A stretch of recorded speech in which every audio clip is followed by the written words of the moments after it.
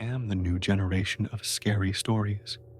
It's time to retire the boring, emotionless voiceovers. With my voice and melody, you will experience the full spectrum of emotions. Subscribe if you like my videos, and also send me your scary stories to my email. And please indicate how you would like me to introduce you in the video. Good luck.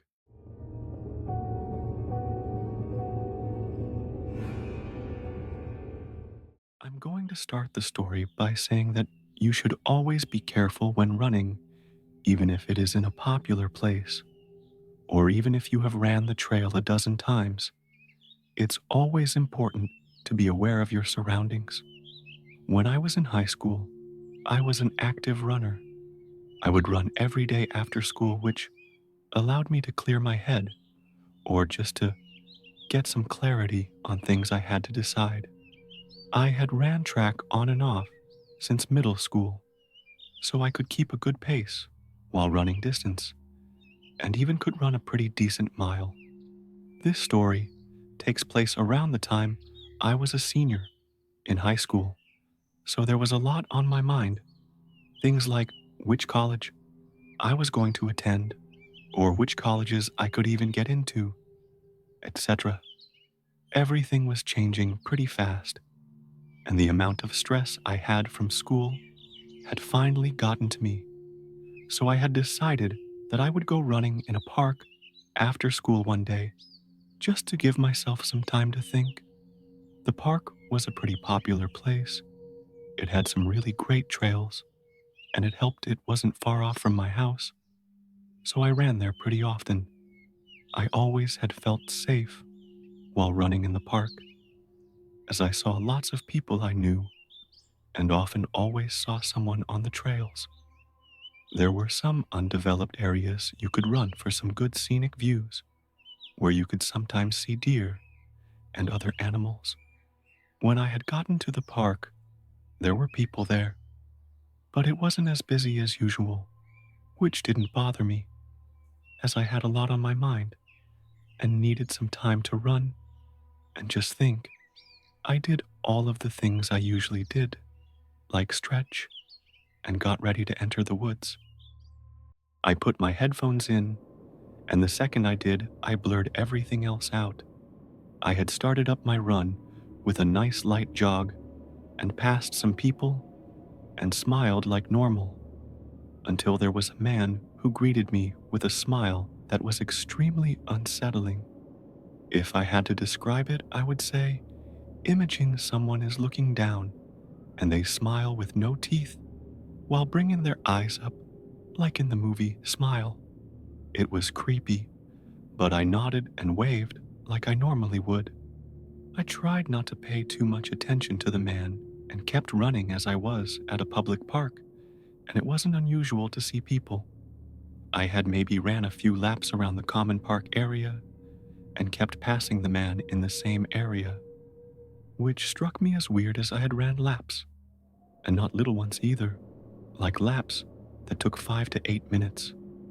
Every time I would pass, I would politely nod and keep running. After a while, though, I started to think more and more about the situation. I began wondering why the man hadn't moved much from the original area I saw him in. At this point, I started seeing less and less people on the main trails, and it became later in the afternoon. The sun was covering in the clouds, and although it hadn't set, it was getting darker and gloomy, as if a storm were coming. It was late April, so it was hot and rainy pretty frequently, and I decided that I would run a little bit longer until it started to rain. Then I would head back to my car. I ran past the main parking lot and noticed that my car was the only car parked in the lot, so I knew I was alone and figured everyone knew the rain was coming and decided to leave. I ran toward the entrance and re-entered the running paths, passing the original place. I had saw the man, and he was gone. I slowed down, catching my breath, and walked slightly for a few minutes, deeper and deeper in the trail. I was gathering my thoughts when I felt the feeling of being watched. I took my headphones out, and when I did, the park was silent, scary silent. You couldn't hear trees blowing in the wind or cars from the main road. You could only hear the sound of my breath and the music blasting from my headphones. I looked around and didn't notice anything, so I kept walking, this time remaining vigilant, as I couldn't shake the feeling that I was being watched. As I was walking, I had my head down, and when I brought it up, I noticed the man from earlier walking in my direction, except this time he wasn't smiling. He looked agitated, so I didn't even bother to smile or wave. I kept my head down, but noticed he was in jeans, boots, and a long-sleeve shirt, something I hadn't noticed earlier. It wasn't unusual for someone to be wearing that, but it was in the low 80s and humid from rain days prior, so I knew he had to be hot. I kept walking for a minute, hoping that I was in the clear, and when I made it probably 20 feet away, I turned around to see where he had went, and to my surprise, he turned around also, walking in my direction. I picked up my pace a little and started jogging, leaving my headphones out this time. Every step I took, I heard more behind me. I glanced back and noticed the man jogging as well. I thought to myself, jogging in jeans, boots, and a long sleeve? I was so deep into the trail, though, that I was equidistant to both the start and finish. And if I kept going, that I would loop around to my car without having to turn around. But every step took me deeper and deeper into the woods, further away from the main road. And although it seems dumb, I knew I could not have ran past the man if he was planning on doing something I didn't want to find out. I had close to a mile left on the trail, but every time I would pick up the pace, so would he. I kept hoping that he would stop to take a breath, but he never did. I tried to rationalize it, but I couldn't, especially since every time I picked up the pace, he was quick to as well. The area was much darker now, and the rain had started pouring. I was now drenched, and as I took a look back, the man was even closer than before. He was gaining on me, and I knew that I had to make a fast decision, so I went for it in hopes that if he was following me, he wouldn't calculate my next move. I was approaching a scenic dip off trail that had been overgrown and covered by leaves and sticks, leading downward on a slope like a tall hill. People had stopped running down it because of how steep it was, but it cut right down the main loop, saving probably 1/3 of the remainder. At this point, the only people who really knew about it were the people who had ran it before it became overgrown. I picked up my pace as fast as I could, running straight forward on the main path, and covered my face with my arms, cutting a sharp left, running through the twigs, vines, and leaves. I heard an audible gasp, followed by the sound of heavy footsteps. I ran down the hill as fast as I could, hoping that I had made a right decision, too afraid to look back until I reached the bottom of the hill. I had put a good distance between us, and when I turned around for the last time there, he was standing at the top of the hill, looking down at me, breathing heavily, looking annoyed and angry, like he was on the verge of a psychotic break. He was breathing heavily, covered in rain, and just staring at me with such anger.